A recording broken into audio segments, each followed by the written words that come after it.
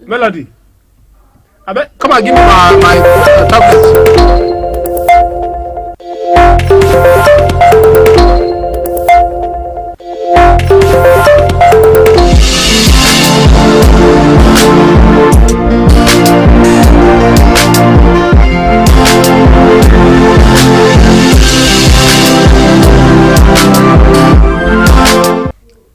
Hello, good morning and welcome. This is morning newspaper briefing on Aspheric TV. My name is Gift the Bird and I have our analyst, Mr. Mustafa Abdul Malik. Good morning, sir. Good morning, Gift. Thank you for joining us. You're welcome. So we're going to go right into it with the newspaper headlines making waves today in Nigeria. So I'll start right off with the Nation newspaper. The major headline on the Nation newspaper says, Buhari governors agree on Adamu as consensus chair. And then the sub headline is National Assembly plans appeal, tackles George. Malami insists on amendments. That's from the Punch newspaper. Then the Daily Independence newspaper has it that Electoral Act, National Assembly to appeal judgment, deleting section 84, subsection 12. Federal government undergoing process to delete section 84 subsection 12. Buhari unites APC governors ahead of national convention. And then there's a picture on the front page of the Daily Independent, and it says Sanwo-Olu launches taxi scheme, rolls out 1,000 cars. The Guardian newspaper has it that PDP governors resolve to change leadership in 2023. And then the Daily Trust newspaper says governors bow to Buhari, agree on Adamu. Also, president gives them 24 hours to finalize unity list. The president also meets aspirants, solicits support for ex-Nasarawa governor. Orders refund of money to contenders affected by consensus. Then sub headlines, I beg your pardon, say flu, Nigeria loses over 2 million birds in 391 farms. Bandits release 75 kidnapped Zamfara residents, withhold 6-year-old girl. And lastly, it says Atiku unveils 5-point agenda. That's from the Daily Trust newspaper. So we'll go on a quick break. When we return, we'll be talking about these headlines with Mr. Mustafa. Please stay with us.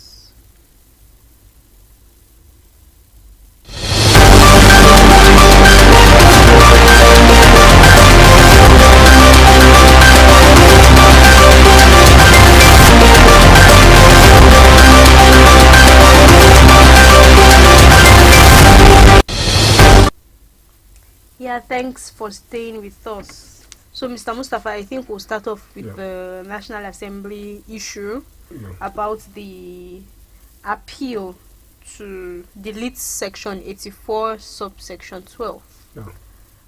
Well, that particular clause of the Amendment Act, to me, I would see it more or less like the president made a mistake.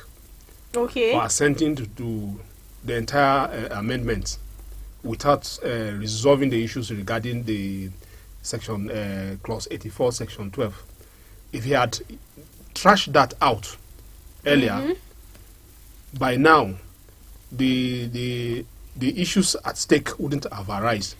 But he went ahead, he assented to the entire Amendment Act by making it a law, and then he sent a letter back to the Senate asking them to re-amend that section 84, that clause, of which the Senate put it there, right there at the plenary, rejected by most of the senators, apart from the Senate president that tried to calm the deal.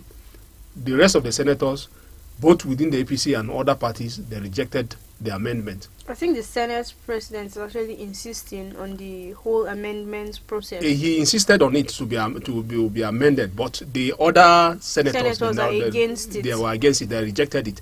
Even prior to that, there was a court case regarding that, stopping the National Assembly from tampering with the amendment.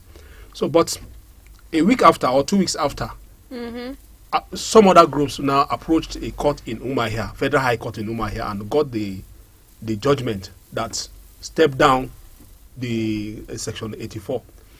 The Section 84, the clause about the 84, it all about, based on what the president said, that particular clause, it's like impeding on the constitution, that every Nigerian has the constitutional right to vie for any office and be voted for. So, but what the clause is saying is that, look, if an appointee that is interested in a political, someone already in office that is interested, he must resign first, it means before contesting and even before becoming a delegate. You understand? It means people like Yomi Osibajo that have a rumor to have political 2023, they will not vie.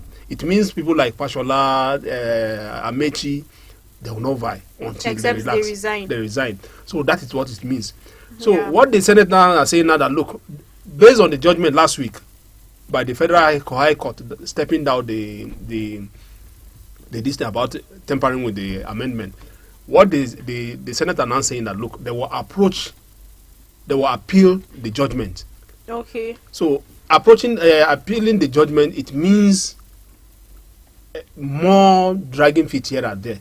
So this issue regarding, I think the whole issue has dragged on for a while. Yeah, it will continue to drag on for a while. You know, we're in the political season, whereby a lot of interests, a lot of blocks.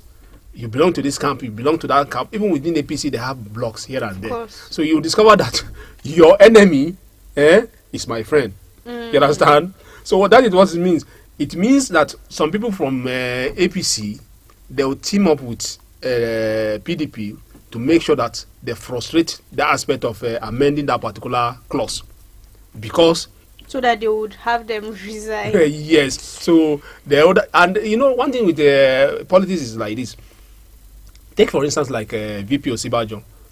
By the time he resigned, it means 70% to 80% of his power has vanished. Of course. So, and all these are people that depends on a paraphernalia of office to bulldoze their way into the society.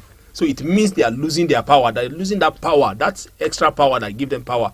So they will have money, but having money, it has limit. There are limits to what money can do. Exactly. So, for instance, you see Fashola now, minister like Fashola or Amechi now, if they are stepping to their hometown or their constituency, you discover that they are moving with entourage of security agencies and including military.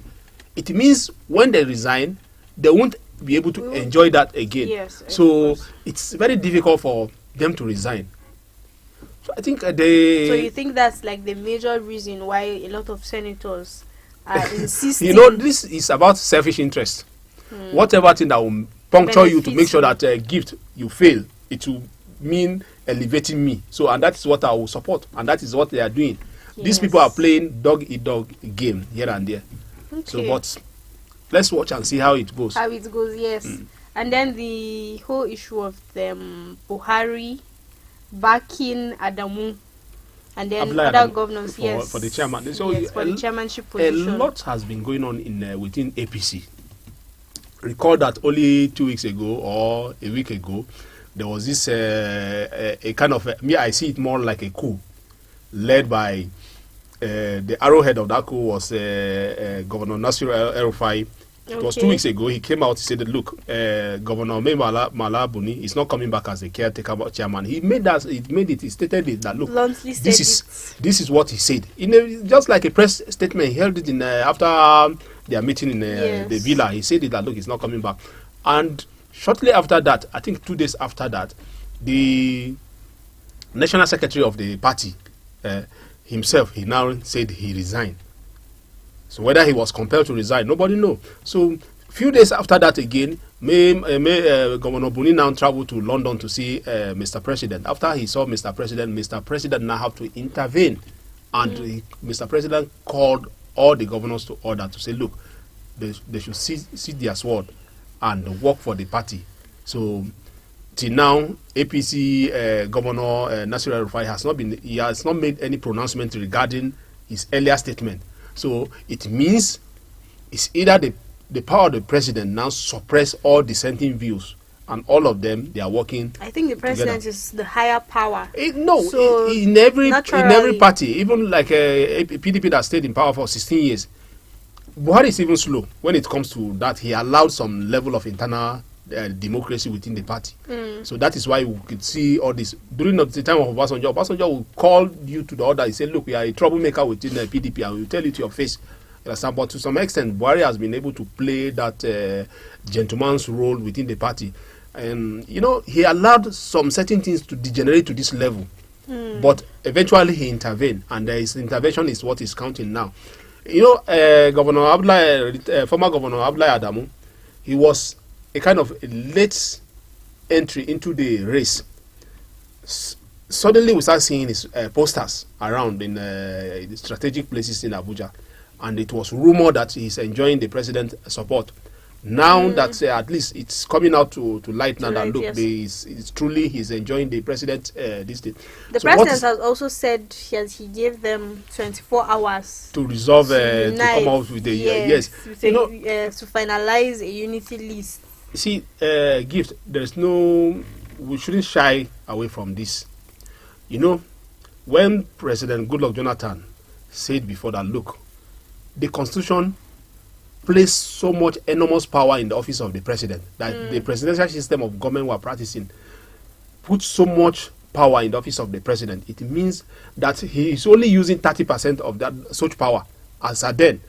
Buhari now, you could see that he's using so much of that power. It means, as a president, whatever you say or your body language will determine the pendulum where the power or the authority shift to, and that is exactly what is happening now. So it means the president now coming out to say that, look, I'm supporting Abdullahi Adamu. Yes. All other people that are interested in this thing, or the power behind the other opponent, the power you either melt down or will come after you. The coming after you now will be EFCC and the DSS. Most times they use EFCC. It's a matter of they will dust your file, because I believe EFCC has file over all the political appointees, including the elected governors. They have their files. Once you are going against the interest of the power that be, they will dust your file and you quickly adjust. And that is exactly what is happening in this case now.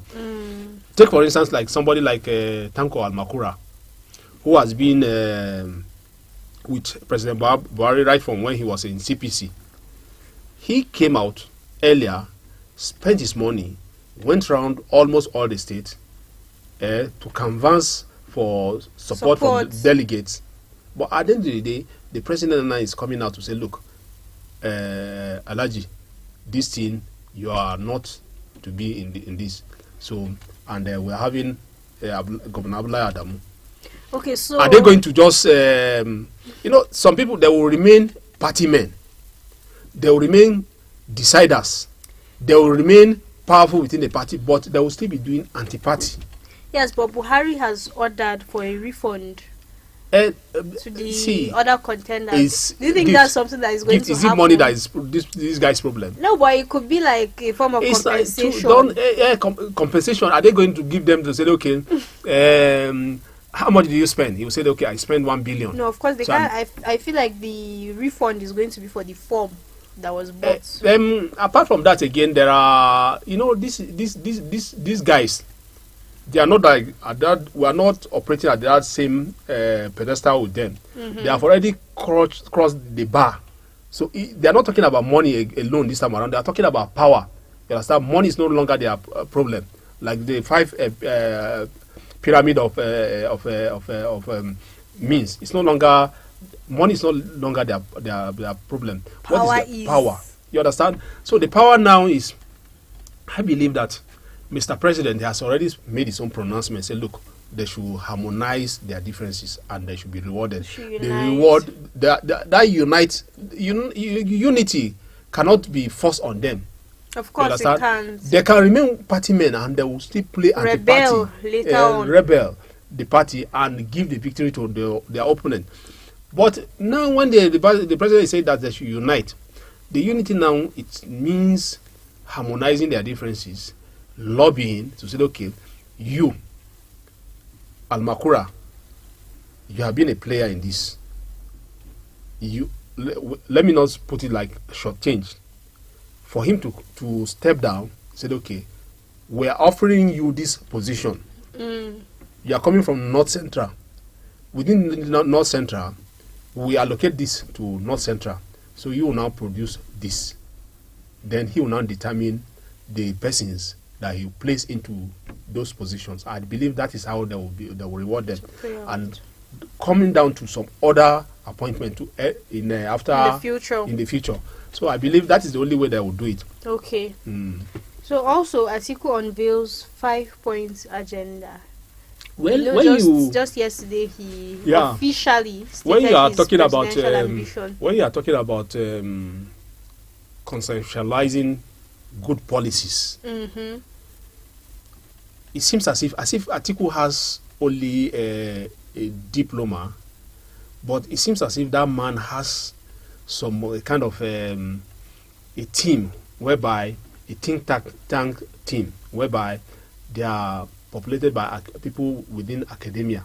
Okay. Because if you look at it, virtually every time that he's contesting, he will come out with a good, laudable programs, well-detailed program designed for him. So he doesn't lack that design of policies and all these things, but what is lacking is acceptance. Okay, so you think his 5-point agenda, the new 5-point agenda, is great? Well, we don't have the details of the 5-point agenda right now. Yes, but at the moment, you see that what are the Nigerians looking for? They are looking for how to tackle insecurity. They are looking for the economy. These are the two basic, most pressing needs that Nigerians need to be tackled at the moment. Then, how do you tackle the economy? You talk about agriculture.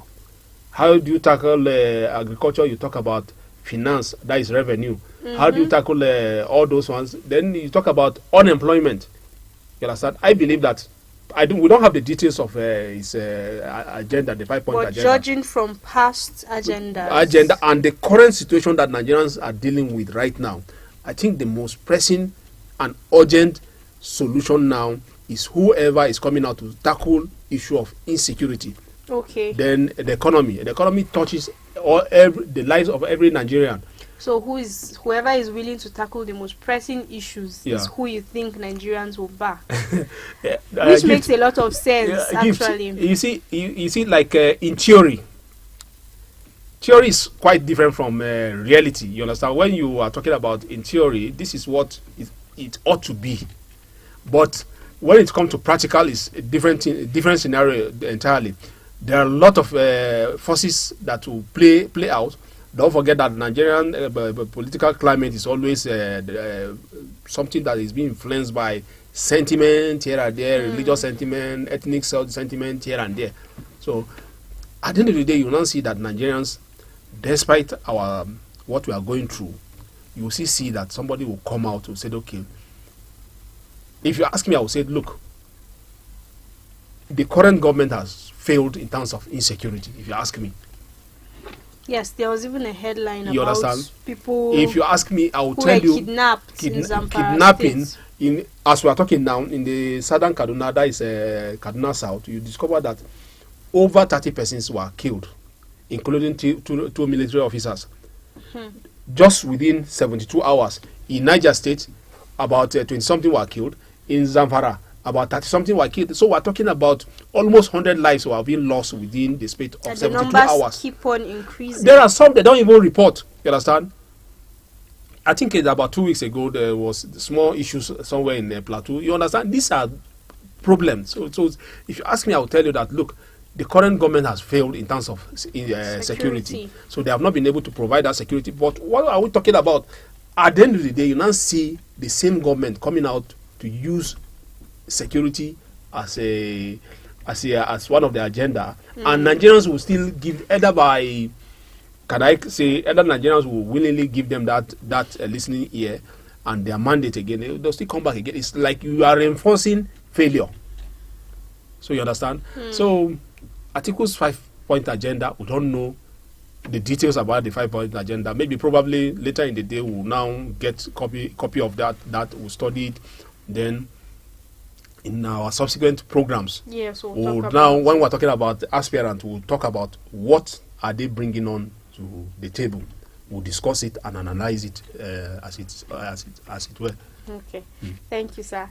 So that's about it. Thank you for staying with us today. Please join us tomorrow, same time, for the morning newspaper briefing, and you can follow us on all of our social media platforms showing on the screen. My name is Dabir Gifts. Thank you, Mr. Mustafa. You're welcome. See you next time.